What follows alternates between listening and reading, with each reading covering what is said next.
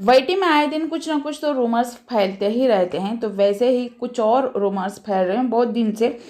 लगभग 5-6 दिन से ये रूमर्स ज़्यादा तादाद में फैल रहे हैं कि भैया के ससुर जी ने जो है बहू के साथ, यानी कि अंकल जी ने अपने बहू के साथ जो है वो समझौता कर लिया है, उनका पैचअप हो गया है, अभी मिल के रहेंगे। इस तरीके से जो है रूमर्स फैल रही हैं। और ये भी बोला गया है कि ससुर जो है वो डर गया है और अपनी बहू से माफ़ी मांग ली है, जो कि सरासर गलत है। ऐसा कुछ भी नहीं है, ये जस्ट नैरेटिव्स है, जो अपने ही मनगढ़ंत कहानियाँ जो सोशल मीडिया पे जो है वो रखे जा रहे हैं लोग। तो जब तक इनमें से कोई भी एक आके सोशल मीडिया पे ना बोले, यानी कि अंकल की तरफ से या फिर इनकी बहू की तरफ से कोई बात नहीं आती है, तब तक किसी भी रूमर्स के ऊपर कोई भी यकीन ना करें, ठीक है। और रही बात है जस्टिस फॉर राजवीर की, राजवीर को तो इंसाफ की बात बहुत सारे लोग कर रहे हैं, बट इंसाफ की बात तब करना है जब उसके साथ कुछ गलत वाकई में हुआ है, जो जानबूझ के उसके साथ कुछ ऐसी हरकत हुई है, तो उसके लिए इंसाफ की गुहार लगाने में देर नहीं करनी चाहिए, ठीक है। जैसे कि फॉर एग्जांपल मान लो कि प्री प्लान करके उसका मर्डर किया गया हो या कार से उड़ा दिया गया हो, तो उसके लिए इंसाफ की गुहार करना ज़रूरी है। तो यहाँ पे शक के घेरे में तो ससुराल वाले भी आ रहे हैं, फ्रेंड्स भी आ रहे हैं, और मतलब ससुराल वाले मेरा मतलब ये है कि राजवीर के ससुराल वाले, ठीक है, राजवीर के ससुराल वाले यानी कि बहू रानी के मायके वाले, और बहू रानी भी आ रही हैं। और तो और यहाँ पे अंकल यानी कि राजवीर के खुद की फैमिली वाले और साथ ही साथ उसके खुद के फ्रेंड्स भी आ रहे हैं निशाने पे, यानी कि जिस पे शक जा रहा है। अगर जैसी जिस तरीके से बातें उठ रही हैं उस हिसाब से मैं यहाँ पे बोल रही हूँ, शक तो उन्हीं के ऊपर भी जाएगा, ठीक है। अब यहाँ पे मैं बोलूँगी कि राजवीर के ससुराल वालों पे कैसे लोग यहाँ पे आके मुझे कमेंट ज़रूर करेंगे कि मैं जो हूँ उनके हेटर हूँ, फलानी ढिमकानी हूँ, ठीक है। मैं जस्ट रिव्यू देती हूँ, मैं रिएक्शन देती हूँ। बाकी यहाँ पे मैं किसी की हेटर भी नहीं हूँ, ना ही मैं किसी की मतलब मैं उनको दिलो जान से चाहती हूँ।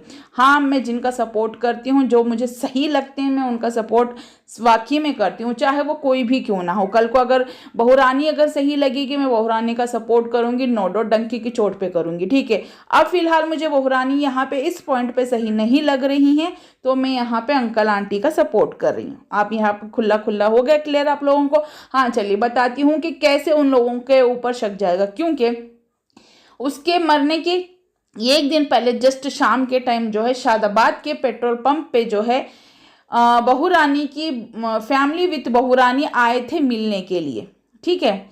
वहाँ से 5 किलोमीटर दूरी पे ससुराल है, यानी कि अंकल आंटी का घर है शिवपुरी में। तो 5 किलोमीटर दूरी पे ना मिलकर घर पे नहीं आकर उन लोगों ने राजवीर को पेट्रोल पंप पे बुलाया गया और राजवीर के साथ गई थी अंशु, ठीक है। क्या बातें हुई, क्यों हुई, ना अंशु ने आज तक बताया, ना बहू रानी ने बताया, ना ससुर जी ने बताई। और जिनके साथ बात हुई है राजवीर के साथ, वो तो इस दुनिया में है ही नहीं अपना पक्ष रखने के लिए, ठीक है। तो वो तो बात दफन हो ही गई है। और मुझे ये नहीं समझ आ रहा कि अंशु क्यों छुपाई।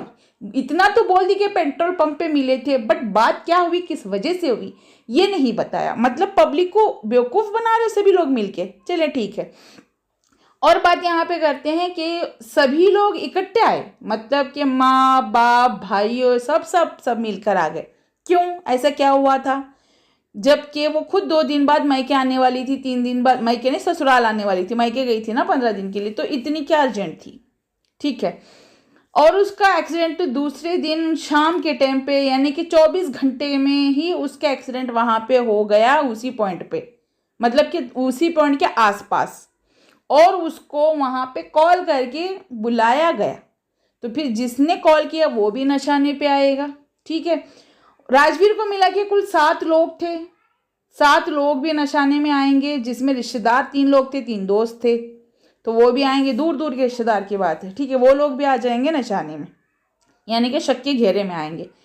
तो ये सारा जो काम है वो पुलिस वालों का है, वो पुलिस वाले बखूबी निभाएंगे। अगर शक करने जैसा है या फिर कुछ नहीं बाबा, वो जस्ट गया था, बुलाए, घूमने के लिए जाते हैं, बारिश भी हो रही थी और उसके बाद में पानी पूरी भी खाने का मन था, टिक्की भी खाने का मन था, फ्रेंड्स घूमने जा रहे थे, वैसे चले गए, ठीक है।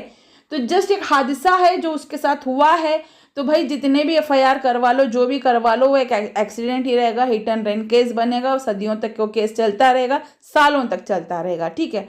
और चप्पलें घिसती रहेंगी जिसने भी वहाँ पे कंप्लेंट करेंगी या एफआईआर करवाएंगे, जो भी करवाएंगे।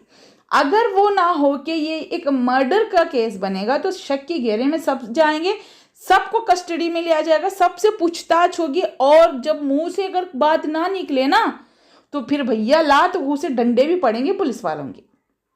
तो इसके लिए प्रिपेयर होके सबको आगे बढ़ना पड़ेगा, प्रिपेयर होके आगे बढ़ना पड़ेगा, तभी जस्टिस फॉर राजवीर हो पाएगा, मिल पाएगा, राजवीर की आत्मा को शांति मिलेगी, राजवीर की आत्मा इधर उधर भटक के किसी के सपनों में नहीं जाएगी, न किसी के वीडियो बनाते वक्त जाके वहाँ पे आवाज़ करेगी, ठीक है। तो यहाँ पे ये क्लियर हो गया है। अब जस्टिस फॉर राजवीर कब तक चलेगा, कहाँ तक चलेगा और कब तक उसको इंसाफ मिलेगा, कब एफआईआर होगी, कब कंप्लेंट होगी, कब वो खूनी पकड़ा जाएगा, ड्राइवर पकड़ा जाएगा, ये किसी को भी नहीं पता है। जस्ट जो है बातें ही बोल रही हैं, सिर्फ और सिर्फ बोल बच्चन, उसके अलावा नथिंग, कुछ भी नहीं हो रहा है सोशल मीडिया पे, ठीक है। अब बात करते हैं कि समझौता हो गया, 528 वापस ले लिया गया, विड्रॉ हो गया। 528 जो है सच में विड्रॉ हुआ है, बट उनकी गलती की वजह से हुआ है, अंकल की एक गलती थी कि उन्होंने अपने ही शिवपुरी के डिस्ट्रिक्ट कोर्ट में उनको जो है मैजिस्ट्रेट कोर्ट में जाके, डिस्ट्रिक्ट मैजिस्ट्रेट कोर्ट में जाके उनको पिटीशन डालनी थी। बट उन्होंने क्या किया है, ग्वालियर के हाई कोर्ट में जाके उन्होंने जो पिटीशन डाली है, जस्ट उसी के वजह से जो है वो विड्रॉ करवाना पड़ा, ठीक है। वो विड्रॉ करवा के वहां पे वापस से पिटीशन डालना पड़ेगा। अब उन्होंने डाली या नहीं डाली, अब ये बात किसी को भी नहीं पता है, ठीक है। क्योंकि जब उन्होंने डाली थी वो बात जो है पूजा मैडम ने अपनी उसमें डाल दी थी कम्युनिटी में, ठीक है। तो सबको इसी तरीके से पता चल गया, सब लोग छानबीन करने लगे गूगल में सर्च मार मार के। अब लगता है शायद ये लोग जो है नहीं बताएंगे किसी को, ना कोई स्क्रीनशॉट भेजेंगे, ना कोई चीज़ भेजेंगे, ना कोई केस का नंबर भेजेंगे, रजिस्टर नंबर हो, कुछ भी नहीं भेजेंगे, करके अपनी सेफ्टी के लिए रखेंगे। और 528 के बारे में अगर किसी को पता नहीं तो गूगल में सर्च कीजिएगा या फिर किसी अच्छे से लॉयर से पूछ लीजिएगा, वो एडवाइस आपको दे देंगे और बता भी देंगे नॉलेज आपको कि उसका मतलब क्या है, वो क्यों करते हैं, क्या करते हैं, ठीक है।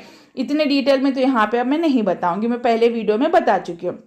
अब रही बात के समझौते वाली बात के, भैया समझौता हो गया है और मैडम जी ने जो भाभी जी ने, बहू रानी ने जो है कंप्लेंट एफआईआर कर दी, 5 कंप्लेंट।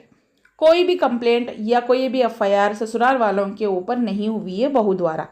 ये भी एक झूठा नैरेटिव है, फॉल्स नैरेटिव है, जो चीख के लोग बता रहे हैं वो सब गलत है, झूठ है। कोई भी एफआईआर कंप्लेंट नहीं हुई। अगर 5 4 एफआईआर होते तो ये ऐसे बाहर घूमते फिरते नहीं, ठीक है। हाँ, वहां पे लेटर डाला गया, स्टेटमेंट दिया गया कि मेरे ऊपर ऐसे हो रहा है, बाकी और कुछ भी नहीं है। लोग जो है बातों को बड़ा चढ़ा के बोलते हैं, बट ऐसा कुछ भी नहीं। और खास करके वो जो अभी क्या नाम रखा उनका, कुछ लोगों ने रखा कलिशिताई, ठीक है, पड़ोसी ने अम्मा नाम रखा था, वो तो भैया उड़ उड़ के उड़िया मार मार के बोलती हैं कि 5 हो गए। ऐसा कोई बच के बैठता नहीं, 5 अगर होंगे तो। समझ में आई बात। जस्ट उसने जाके ये बोला कि मेरे घर के पास एक लाल डब्बा घूमता रहता, मुझे मेरे जान का खतरा है, मेरे बच्चों को जान का खतरा है, और मैं एक सोशल मीडिया इन्फ्लुएंसर हूँ और मुझे ऐसा डिफेम बदनाम करने के लिए ये लोग ऐसा ऐसा कुछ बोल रहे, ठीक है। इतना ही वहाँ से लिखा गया है और उन्होंने भी लिखावट में दे दिया है कि हम 15 साल से यहाँ पे रहते हैं, ये जो बोल रही है वो झूठ है, ठीक है। ऐसा कुछ भी नहीं है, उन्होंने वो बात बोल दी है। अभी तक किसी के ऊपर भी कोई भी कंप्लेंट रजिस्टर नहीं हुई है, ना ही कोई एफआईआर दर्ज हुई है। समझ में आया? आप सब लोगों को समझ में आया होगा। रही बात कि अंकल ने उनकी जेठानी जी से बात की है, अब वो जेठानी जी ही बेहतर जान सकते हैं और अंकल ही बेहतर जान सकते हैं, क्योंकि भाई हम किसी से कॉल पे बात नहीं करते हैं। हमारा काम है रिव्यू रिएक्शन देना, हम वही देते हैं, हम घुसते नहीं किसी के घरों में। तो अब उन्हीं को पता होगा जेठानी साहिबा को कि अंकल ने उनके साथ क्या बात की है, कैसी बात की है और किस लहजे में बात की है और किस लिए बात की है, वो सिर्फ उन्हीं को पता होगा और वो ही बेहतर जान सकती हैं। अगर उन्होंने सच में बात की है समझौते वाली बात, तो सोशल मीडिया पे उसका प्रूफ भी उनको देना पड़ेगा, क्योंकि ऑडियंस पूछ रही है। तो चलेंगे, इस मिलते हैं नेक्स्ट वीडियो में। अगर आप लोगों को मेरी वीडियो पसंद आई है तो लाइक कीजिएगा, चैनल पे नहीं हो तो चैनल को जरूर सब्सक्राइब कीजिएगा और साथ में लगे बेल आइकन को प्रेस करके ऑल पे जरूर प्रेस कीजिएगा, ताकि आगे आने वाली वीडियो की नोटिफिकेशन आपसे मिस ना हो। और प्लीज़ लाइक ज़रूर कर देना वीडियो को, ठीक है। और इस वीडियो को ज़्यादा से ज़्यादा शेयर कीजिएगा और यहाँ पे जस्टिस फॉर राजवीर ज़रूर लिखिएगा हैशटैग लगा के, ठीक है, विथ हैशटैग ज़रूर लिखिएगा कि राजवीर को इंसाफ ज़रूर मिलना चाहिए। अगर राजवीर को इंसाफ मिलेगा तो जवान विधवा को, 2 बच्चियों को जो जिसके सर से साया उठ चुका है पिता का, और बूढ़े माँ बाप को और बहन को भी इंसाफ मिलेगा। तो मिलते हैं नेक्स्ट वीडियो में। Till then bye bye, take care. अपना और अपनों का बहुत ज़्यादा ख्याल रखिएगा। Take care, bye bye.